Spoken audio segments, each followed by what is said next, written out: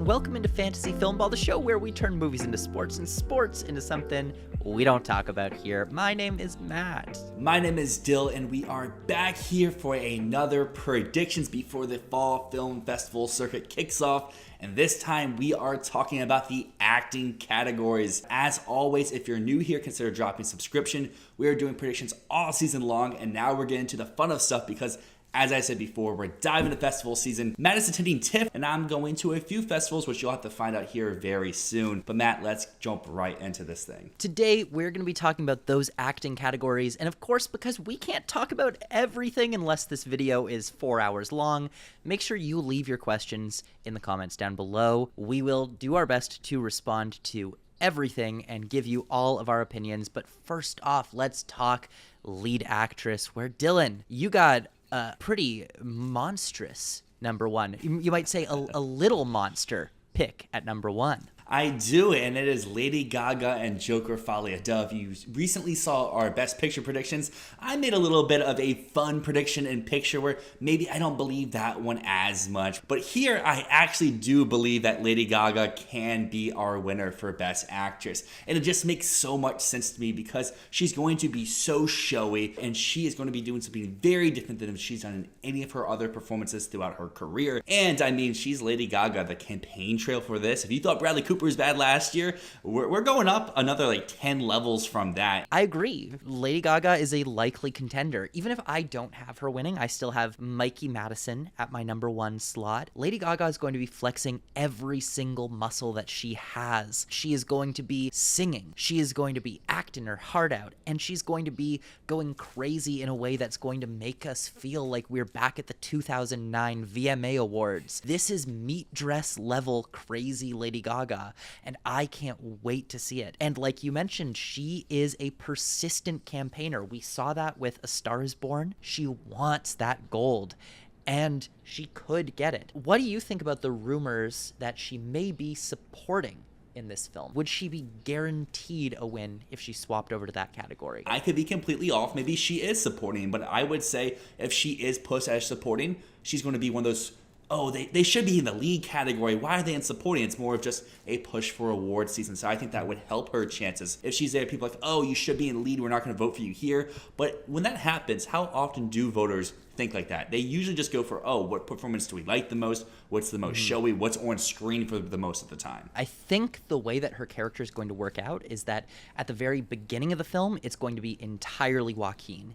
And then as she gets introduced, she'll be a small character, and then she'll start to be there more and more and more. And I think by the end of the film, she is going to be the undeniable lead. As Arthur Fleck's character becomes maybe a little bit less crazy, I could see the opposite happening with Lady Gaga's character, and we could see her go through a sort of ultimate disillusionment arc. By the end, I think this could be her film. I get if you don't have her winning. I get if you just don't want to see this performance happen. But I've seen some fellow predictors out there not even have her in the top 10. That's which wild. To me, unless you have her in supporting, it just doesn't make sense whatsoever. But then I go look at their supporting, and she's just not there. They just, I get if you don't buy Joker overall, but you still have to entertain the thought of having it in the realm. I don't get when people don't have Joker. What about this movie is not convincing you that it's an awards player? It's back in Venice competition, poised to make as much or more money than the first one.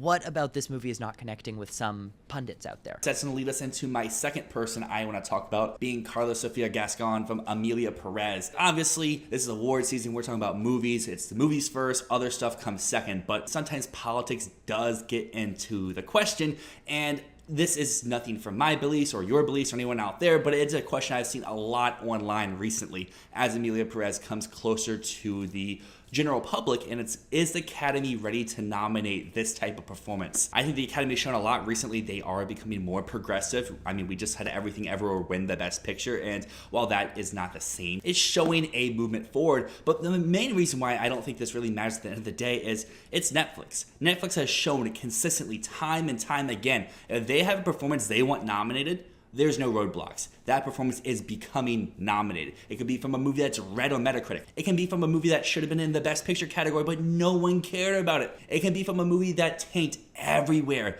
They still get their performances nominated. And that's why even if you don't believe Emilia Perez is real in Best Picture, even if you don't think the Academy is ready to nominate a performance like this, Netflix is going to make sure it happens regardless of the film's quality. And I haven't even seen the movie. You have seen it, and she's great in the movie. She is great in the movie and would be very worthy. In particular, I think that there's certain scenes pre-transition that are really going to help sell her as a contender, where she is really playing the terrifying, violent nature of the cartel boss, speaking entirely in these very intimidating low growls. She's incredible throughout the movie, but that first 20 to 30 minutes, she terrified me. As for the politics of it all, I do think that the Academy is ready to award a transgender performer. And while I can definitely see the reactionary wing of the internet, the reactionary politicians really making a big deal out of this, a lot of very hateful and disgusting internet discourse, I feel like our comment section is going to become a cesspool. Anyone talking about the Oscars is going to be filled with comments that are just full of hate, and I'm not looking forward to that. I do think that that will actually help to propel the film in a weird way, where these reactionary, very anti-progressive people, I think, are going to show that love wins in the end, and that positivity and progression and acceptance are going to be the winner of this season. So I think that all of that hate, all of that negative controversy is going to lead to the Academy and Hollywood coalescing in support around Carla Sofia Gascon. Now, I don't think that's going to lead to a win, but I do think that nomination feels good. And the last one I'm going to talk about in lead actress is going to be kind of short because everyone else is talking about this performance. It's got the Tiff Tribute Award. It has to win, guys. Come on. It's Amy Adams. It's Night Bitch. We want to see Amy Adams win. And I am coming from this maybe the opposite side of this whole bias angle, because I think a lot of people out there who want Adams to win are predicting her. And I think a lot of people out there who don't really care for Amy Adams as a performer probably aren't predicting her. And that's kind of where I fall. Maybe Night Bitch turns around and is this strong, amazing movie. All the signs are showing no. There has to be a reason why Searchlight is rushing a movie they finished filming a month ago in the theaters in 3.5 months. Maybe Amy Adams can prove me wrong, but I want to say to that, it's something I think goes to something that we talked about pretty long all season in terms of a real paid, and it's Searchlight. What do they do? What's their priority? Go look at Searchlight's movies throughout the years. They have their number one, does great with nominations. It gets nominations that no one was even predicting it for. But what happens to their movie that doesn't get into the Best Picture category? I mean, you don't have to look really far. Last year, All of Us Strangers. To many people, one of their favorite movies of the year, did great at BAFTA. Critics loved it. 0 nominations. And you can keep going back and back each year. If Searchlight's movie isn't in Best Picture, they're not bringing actors along. I'm still recovering from you saying you're not that fond of Amy Adams as a performer. I mean, I don't dislike Amy Adams. I'm just not out here saying, oh my gosh, Amy Adams is overdue. I couldn't point to a nomination where I'm like, she should have won for that. I mean, maybe The Fighter? Maybe that would be one. I don't know. I think mostly people are just upset she wasn't nominated for Arrival. That's where a lot of people are. I would be upset at that lack of nominations as well. She's great in Arrival. Amy Adams is a great actress. I didn't mean to come off like, oh, she sucks. So we have a lot of overdue narratives this year. People are talking about Samuel L. Jackson. I'm about to talk about Ralph Fiennes, Isabella Rossellini. There's a lot of people that have that overdue narrative to them. Do you think that all of those overdue narratives can survive, or are some of them going to swallow each other? I think that happens year in and year out. Sometimes those performances still find their way into a nomination. Go to last year, Netflix, Naiad, and think your performance is showy enough in a category that's weak enough for you to come. And if all those things come together, you got the Oscar. In other years where you have all the lines, you just have stiff competition, like what we could have here from Lady Gaga, from Mikey Madsen, from so many people, you just come up a little bit short. So I see you have Angelina Jolie at number 3. But there's a bit of toxic buzz around Maria, specifically when the Venice Film Festival boss was talking about all of the films at the fest and saying, oh, this one's so special, this one is amazing, The Brutalist is a masterpiece. All he said about Maria is, Angelina Jolie lip syncs in this movie, and nothing else. Didn't say a single nice thing about it. And then the other thing that's a little concerning about Maria is that, for one thing, no distributor yet, but more than that, it's not in the New York Film Festival main slate. It's in the Spotlight category alongside the Elton John documentary and a few other films that are a little questionable, like The Friend. That, to me, doesn't feel like the type of movie that should be in the Spotlight category. So there's a lot that's making me worried about Maria. Do you think that Jolie can survive even if the film gets mediocre reception? Maybe this is me biting into the bait that I shouldn't do, that I do pretty often here, where I say like, oh no, I won't do this. And then I'm like, oh, well, I kind of got to, everyone else is. And that's kind of what I'm doing here for Jolie. I think that, going back to the Amy Adams thing, I think that her narrative could work here. Maybe it would be smart for me to have her a little bit lower on my totem pole here. But it's just at the meantime, the movie screens in like 14 days. Might as well hold her until then. I've dropped her. There's other people that I want to have room for a lot more than her. Is there an avenue, do you think, for Pamela Anderson in The Last Showgirl? I've seen a lot of people talking about her recently, and I'm a little bit confused about that. It feels kind of like a Jennifer Aniston in Cake situation. Yeah, I'm gonna be completely honest here. The only people I've heard even proposing this are a select group of pundits, and then everyone else doesn't even have this in their top 10. And I mean, if you're familiar here with the channel, we do a game called Fantasy Filmball. The drafts just happened. So far, every league besides the podcast league is drafted. No one's drafted The Last Showgirl yet. So, I mean, that's a very select group of people. That's like 100, 150 people. But no one there believes she can get an actress nomination. I don't either. Anyways, let's move over to the lead actor category. I'm going to take this one, and I am going to make a bold win pick here. It's not really bold anymore. It was bold when I first did it, like 2 months ago, and now a lot of people are doing the same thing. Ralph Fiennes in Conclave is my winner. And the reason for that is he has, I would argue, as much of an overdue narrative as Samuel L. Jackson does for The Piano Lesson. He has been in 3 Best Picture winners, being nominated for Oscars for 2 of them, being Schindler's List and The English Patient. He is Voldemort as well, so he has that mainstream love. He is an actor's actor. This role, in my opinion, can be what finally pushes him to that win. What finally gives the industry a chance to say, it's your time, Ralph Fiennes. Here you go. Also, Conclave is just like, it's a huge movie. This seems like, at this point, a consensus top 5 film. Looking at those leagues that have drafted for our game, Conclave has gone in the top 5, I think, in every single league. And of course, that doesn't mean that the film is necessarily going to be undeniable for Best Picture. It just feels like this is one of those coronations. The movie has to be good, but as long as it keeps that momentum up, I think his path is going to be easy. I think what it really comes down to at the end of the day is, what is his competition like?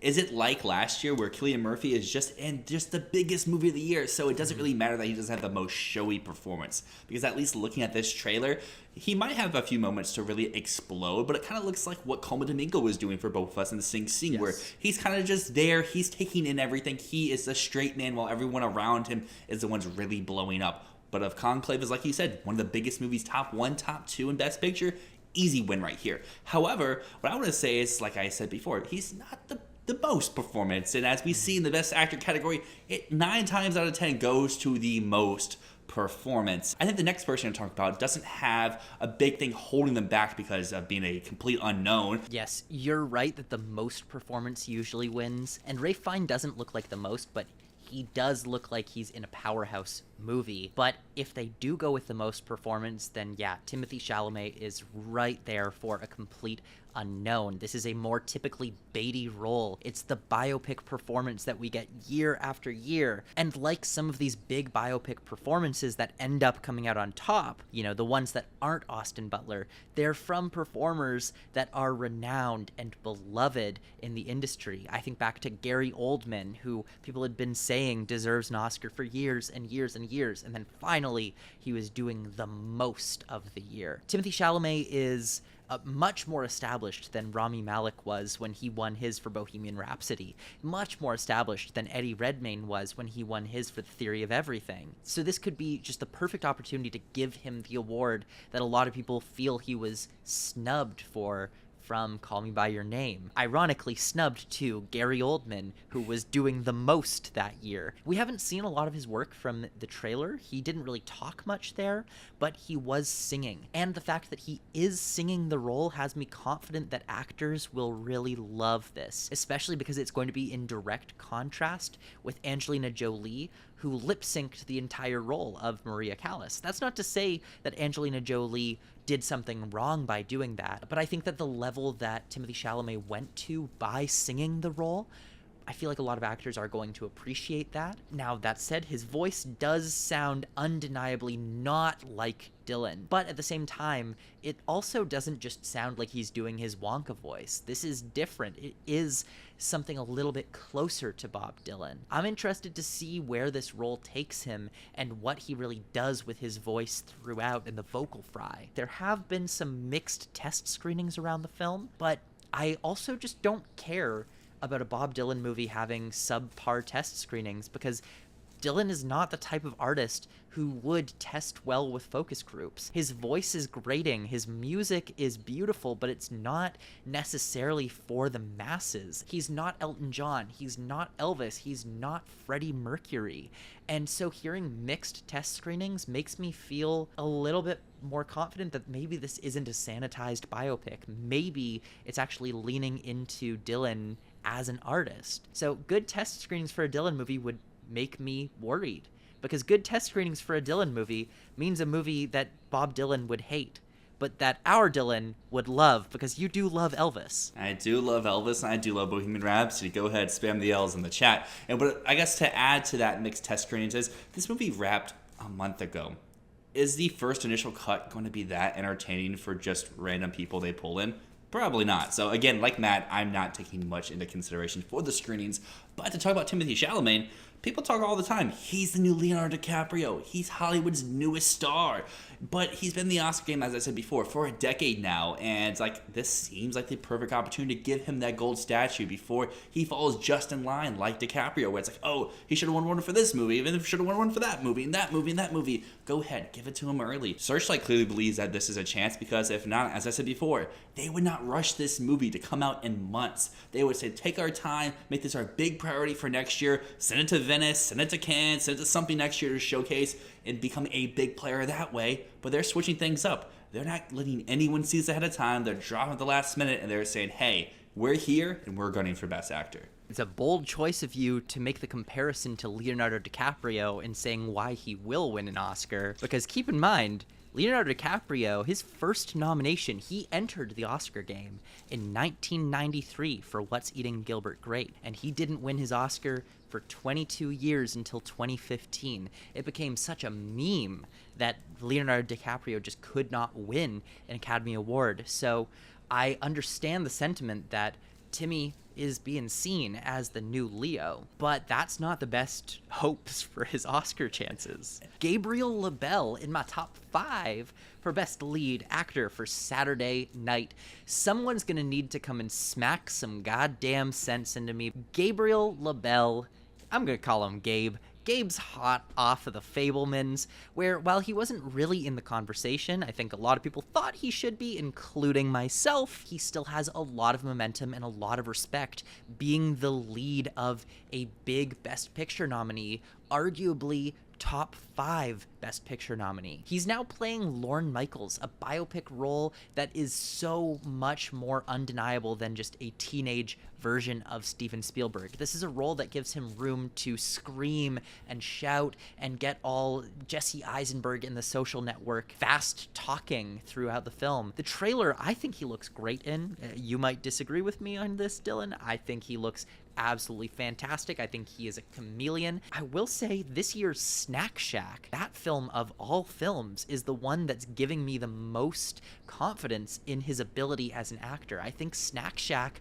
shows that LaBelle is a versatile actor capable of committing to insane levels of physical performing. His Lorne Michaels, if done with that same level of commitment from Snack Shack, I think it's going to be miraculous. I genuinely think that people just can't stop thinking of LaBelle as a kid, and if anyone else had this role, we would be taking this Lorne Michaels character part very, very, very seriously. It's only because it's Gabriel LaBelle that people are doubting it. Well, I'm here to smack a little bit of sense into you because I do love Gabriel Bell. I think he should have been top 2, top 3 for lead actor that year. You're completely right about looking at him as a kid because he does look like a child in the trailer, and he's about 10, 12 years younger than the real Lorne Michaels would have been during the same time frame. For me, that's pretty apparent right away. For voters, maybe it won't be, maybe it will be, unless Saturday Night is winning original screenplay, is number 2, number 1, and Best Picture. I just find a hard avenue for him to break into the conversation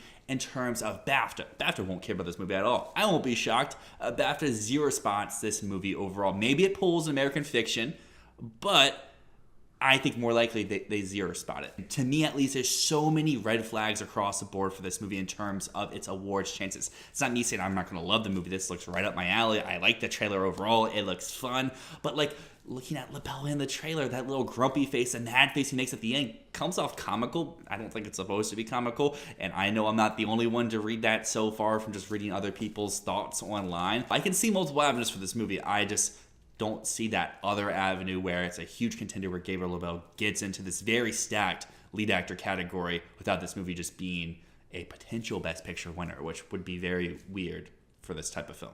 I don't think it's a potential Best Picture winner, but I think it is almost an undeniable People's Choice Award winner, and those movies don't just get screenplay and picture. This is not getting a Past Lives package. This is getting more, and there will be an actor or 2 actors that come along with this movie. This is very obvious what I'm setting up to.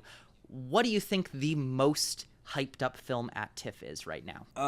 I feel like, Saturday Night, I think is why you're leading up to it, but I feel like I've seen buzz for, now I'm blanking on what's going to TIFF. I feel like Night Bitch Queer, and there's another one I'm blanking on. Anora is the one that has the most wish lists on Tiffer, which is the website where you can schedule your TIFF out.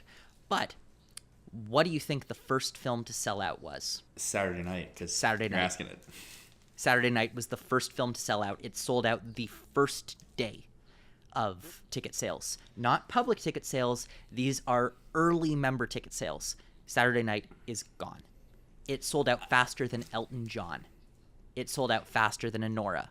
It sold out faster than opening night. This film has TIFF buzzing. It's not necessarily going to show that film's going to win, but I feel like the audience that's walking into that premiere is ready to vote for it. I feel like you're completely right there. I definitely think this is placing top 3. They're just sneaking suspicion to think people are going to come out of this not as hot as what they were wanting, because I think this movie, for its benefit, is going to subvert its expectations and play it a little bit differently than what people made. But I think, as we talked about in our Best Picture episode last week, even if this does win People's Choice, it could just be picture, it could just be screenplay, and it could be editing. I am just finding a hard avenue with the current state of the race to find an avenue for these actors to find a way to cement themselves into the race. There's a lot of debate on this topic on the internet right now. Personally, I think by the time we get to award season, it's going to be one of those things that kind of comes and goes that won't be a hot button topic then, but right now, it certainly is. We just had news recently of Joaquin Phoenix dropping out of Tom Hanks' newest film. Do you think this news will affect his chances or Joker overall? Hell no. I don't think anyone's gonna give a shit Yeah, he might be uninsurable.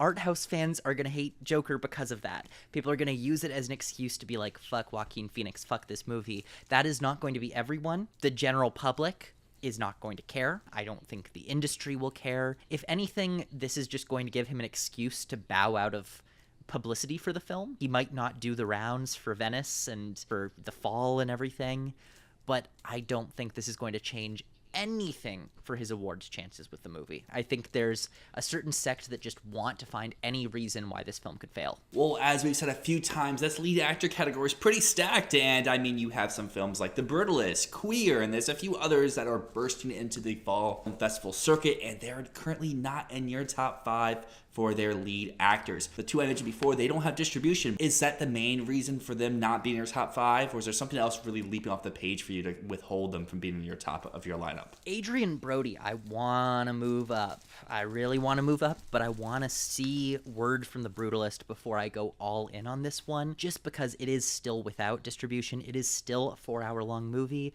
There are still a lot of things that make me think this could just be a little bit too criticky, a little bit too intellectual for voters to go for, which is why I've just got it sitting out there. But I would love to see that move up. Daniel Craig, on the other hand, I'm so resistant to Queer. I don't see it. I don't see the industry love for Daniel Craig. I don't see him as Ralph Fiennes or Samuel L. Jackson. I don't see him as Brendan Fraser in The Whale. I don't see him as one of those contenders that is just so beloved in Hollywood that he's just undeniable when he gets a chance at an Oscar-y role. And not just that, I don't believe this is an Oscar-y role. This is a film about a drug addict and a young hustler taking a trip from Mexico City to the jungles of South America to find a rare form of heroin in the jungle. That doesn't sound like an Oscar movie to me. Nothing about this feels Oscar-y, and I legitimately do just think that people are hope-dicting Daniel Craig into being something because they love Luca Guadagnino, they love Daniel Craig, and they see this as a potential to call the next Brendan Fraser. But this isn't The Whale. This isn't some emotional tearjerker. I don't know what this is going to be, but it's not speaking to me at this moment. Supporting actor, though, this is where I think all of us maybe could disagree about who's winning this category, because like the early buzz, it's been for Samuel L. Jackson, The Piano Lesson. However, how often does the early January frontrunner run coast to coast with it? Especially in this category, it's very rare. He has this ultimate, amazing narrative, but we've talked so much about narratives here. Yeah. Can they all work? No. One of them will. Not all 4. But I want to go back to, you talked about Venice buzz. I'm going to go over to Tiff. When they talked about the movies coming there, The Piano Lesson, it had a page, it had an image come up for a little bit. Who was it focusing on? Samuel L. Jackson or Danielle Deadwyler? A went with Deadwyler. It was the photo of her. The description was more talking about her and her performance. So I feel like Netflix at least is gauging her to be their focus around this film. I think for everyone who has Samuel L. Jackson as their early frontrunner, maybe it's time to think about maybe switching up someone, because I do have someone who we have both seen that I think has an amazing narrative. We know that's great. We know that's from a movie in the Best Picture race, and I think they're coming up fast, but I still do have Samuel L. Jackson my number 1, at least for another week. That is very interesting that the TIFF description does highlight Deadwyler but doesn't talk about Samuel L. Jackson. Anytime people talk about this movie, what they say is Samuel L. Jackson just needs to be fine. In the interviews leading up to him winning the honorary award, he kept saying things like, I should have a competitive one by now. This honorary award is bullshit. And I think that that's going to be an ongoing thing through the season, where he is going to be pushing himself and saying, they gave me an honorary one, but I'm still working. Give me my motherfucking Oscar. I think that there's going to be an internet meme revolving around, let Samuel L. Jackson say motherfucker at the Oscars. What's your benchmark for Jackson not winning?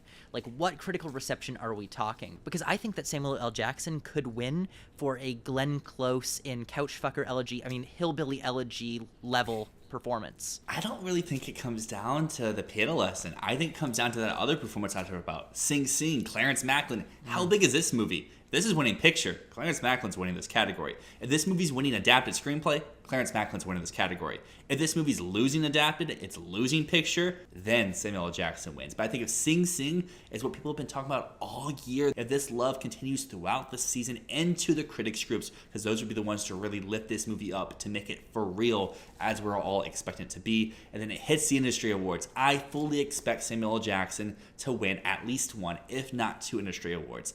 But I don't think he's going to win BAFTA. And I don't think this new Globes body will go for him either. So I think they could be 2-2 heading into the Oscar. And then it comes down to, which way does the Oscar fall? Do they go with this movie they love more, which could be Sing Sing potentially? Or could it be The Piano Lesson, which many of us are predicting it only for Samuel L. Jackson? Maybe Danielle Delweiler come along, maybe adapted screenplay. We get to the end of the year and Sing Sing's so much stronger. It's going to be kind of hard to go with the movie that you don't care as much about. This is just me not shitting on one, but saying, haha, losers, take the L. Because I talked about Searchlight. When they don't have a film in Best Picture, they don't care about their actors. And if their movie's not even their number 2 priority, they even more don't care about their actors. So what do we do with A Real Pain? What do we do with Kieran Culkin? I feel like we've both been saying this all year long. Nothing. And it's time to everyone else to say nothing. Move them out. Searchlight is doing nothing with this movie. It's hitting New York Film Festival spotlight with Maria and Elton John and The Friend and, yes, Amelia Perez, but that's not a highbrow movie. It's doing no other festivals, and Culkin is the hallmark of TV actor gets Oscar buzz because of TV awards and then surprise, no Oscar. I don't see why people keep insisting that Culkin is different from the leagues of Emmy winners before him who have flopped in their first transition over to Oscar campaigning. I would understand to the whole transition that you're talking about if that actor was in a Best Picture nominated film. You saw it last year with American Fiction. You saw it years before with even Rami Malek in the lead category. When they get in, it's because they're either in the winning contention or their film is just so strong. And I don't think Culkin or Real Pain fit either of those categories. So a few quick questions here. I see that you have Tucci and Lithgow in your top 10 for Conclave. Am I crazy for having a non-Tucci, non-Lithgow Conclave boy in my top 5? I don't think you are. The only reason I'm not including him is I know nothing of that role. I just know people are starting to start the buzz around it. So maybe I should put it into my 10 because as you see, looking at my 10 lineup here, I think supporting actor is very weak. It was a struggle to get 10 names here. That's why Kieran Culkin is still in my top 10. There's going to be people that we don't even talk about right now because there's so many movies that either one, haven't been seen yet, or two, don't have a studio attached to them where they can kind of have someone come out of nowhere because there's no one to start the buzz, beat the drum for them yet. And who knows, this top 10, the next time I do supporting actor, can only have like 5 or 6 carryovers to the next one.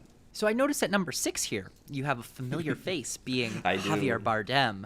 Why are you still clinging on to Bardem? I feel like that ship has sailed months ago. Ship has definitely sailed. Option 1 is weak category. Option 2 is what Timmy says in the movie, the narrow way through. If Dune is going to come back around, it's going to be a Best Picture contender for a win, a Denis winning director, this is the sign for that. Other thing I have to ask, are you taking Brutalist seriously? Because I see you have Guy Pearce in your top 10. For Filmball draft purposes, no comment. But in terms of prediction stuff, yeah, I think I said this with Queer all year long. I don't think it's fair to judge films on a curve. If I'm taking one film without distribution serious, I gotta take another one without distribution serious as well. They're on level playing fields, and if one movie's a masterpiece, if another movie's a masterpiece, maybe they both can break into this race late, or maybe they both can be 2025, or maybe they both can be nothing.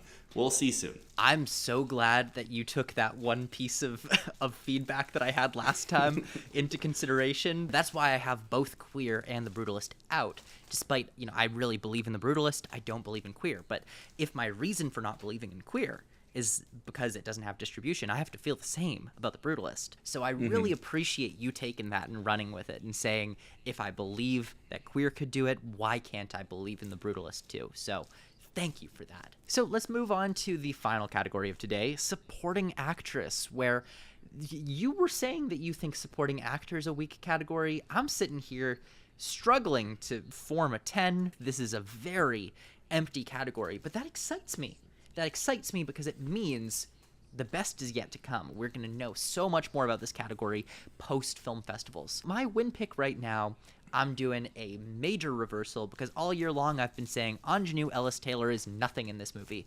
I don't know why people are predicting her because her role is nothing. She has one scene in the book. Yeah, blah, blah, blah, blah, blah, blah. And look, I stand by a lot of that. There's no reason to believe in Ingenue Ellis-Taylor for this movie. We have no trailer, we have no images, we have no indication that her role is substantially bigger than it is in the book. And if I'm to believe what people have told me who have read the book, she has 1 or 2 scenes in the book total. What is worth noting is that she is specifically called out in the New York Film Festival program, which specifically mentions how powerful her performance is. If I'm as high on this film as I am, if I believe that this film is a major contender, I should have one actor in. Since I can't fit Ethan Harris into lead actor, Ingenue Ellis-Taylor, she'll do for now. She's grown such an amazing body of work in the last 5 years and could be seen as a very worthy career award with the right performance. So while I do want to see more from her, more from the movie, with a supporting actress field that feels like it doesn't have a clear frontrunner, she makes more sense than others. Every year, especially in the supporting actress category, there's always one nominee, if not winner, who dominates because of their one scene. And I think that she could be this person this year. Now, can I go all the way to a win? We're shooting in the dark right here. As Matt says, we don't have a front runner. There is a great case for Ingenue Ellis-Taylor, even if she is only in 1 or 2 scenes. It can be so emotionally impactful. It's in a movie that is going to need somewhere to find love to help push into awards season, and this could be the perfect place to be there. However, as I said, we always get 1. Do we get 2?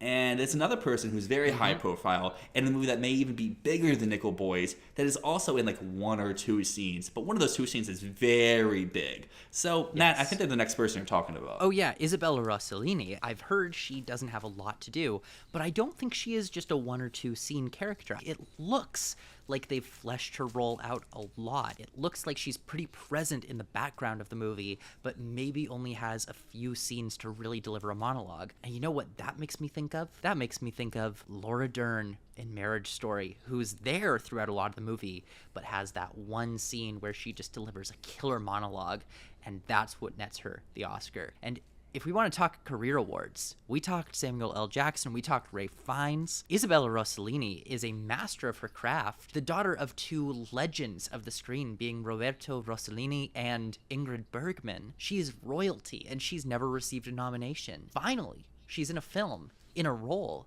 where maybe she could be recognized. But yes, those familiar with the book have said that her role is small. I've been called crazy for saying that she could be a win contender. If the logic is that Isabella Rossellini can't get a nomination because her role in the book is small, then Ingenue Ellis-Taylor is also out. So if I'm saying one can do it, then I'm saying the other one can't. I'm just going to try to apply the logic equally between the 2 of them. The trailer does make it look like she's in more of this movie than what she was in the books. Or maybe the trailers are lying and she's actually just in the movie for 1 scene.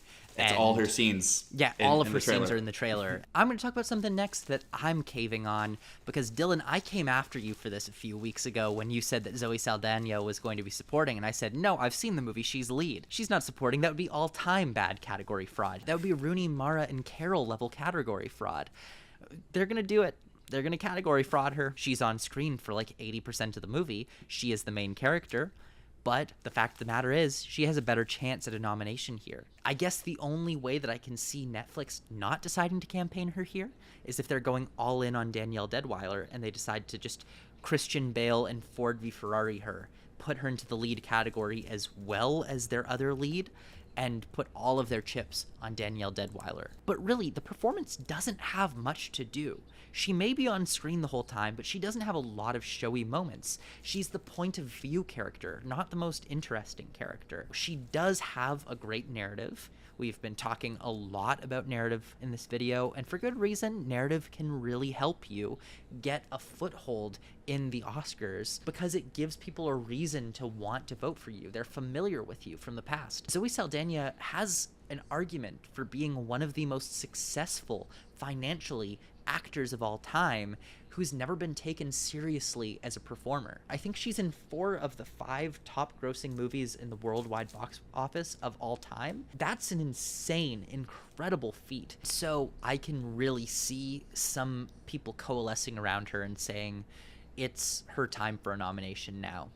She has been here. She's been doing the work. As a huge member of the Zoe Saldana fan club, I would love this nomination here. Like you said, she's finally getting a chance to show her real talent. She sings, she dances, she does all this stuff. She also has Netflix behind her, and even if they push Danielle Deadwyler, let's go back to 2019. Irishman, 2 Popes, 3 supporting actor nominations. They can do it with 2 movies. We've seen it before. It could be her. It could be Gomez. It could be Deadwyler. They can all make it into this category. We've seen them do it before. They are just the king of nominations. But as I said before, they very much struggle to get wins outside of Laura Dern. And maybe this is the category to break it. But we both do have Saoirse Ronan for Blitz at our number 5 spot. And do you think if Blitz falls out the Best Picture race, can she still survive, or does she fall with the movie? Saoirse is reasonably safe, I'd say, regardless of my thoughts on Blitz. I don't think Blitz is going to be big, but I do feel like Ronan has enough going for her. And she's got a great performance in The Outrun. And she's got a film that, regardless of whether it's great or not, is going to have a lot of eyes on it just because of the scale of the film and who's behind it. I think Saoirse Ronan's role will end up feeling a little bit like Cynthia Erivo in Harriet, or Glenn Close in Hillbilly Elegy, where maybe the film isn't performing as well as people expected it might at the beginning of the season, but at the end, people like the performer enough to give her nominations. I feel like she's going to do very well at BAFTA in particular, and while she might miss some of the other awards bodies, like I could see her miss the Golden Globes, I could see her miss SAG Awards, I feel like she will have enough through the season to get her into that final 5. Well, we've said numerous times in this episode, people theorizing about lead contenders moving supporting. People want to hear about Gaga. She goes supporting. You ask me, I'm going to turn it back to you. Does she win, or does she move down the line? Absolutely, 100%, unquestionably, yes. If Lady Gaga goes supporting, I don't think anyone can beat her. Not only is she going to push harder in her campaign, but she has a role that's going to be bigger. It would be massive fraud, and she would basically have everything Zoe Saldana has with a better role. I think she can win Best Actress. I'm just more confident in Mikey Madison because I think Honora is going to sweep the season. You heard him here. He thinks Nora's going to sweep, and you'll have to find out 4 next Oscars. week. Do I agree with him in director and screenplay? Do I have something different? Who do we have in adapted? Gotta find out then. But until then, my name's Dyl. And my name's Matt, and this has been Fantasy Filmball.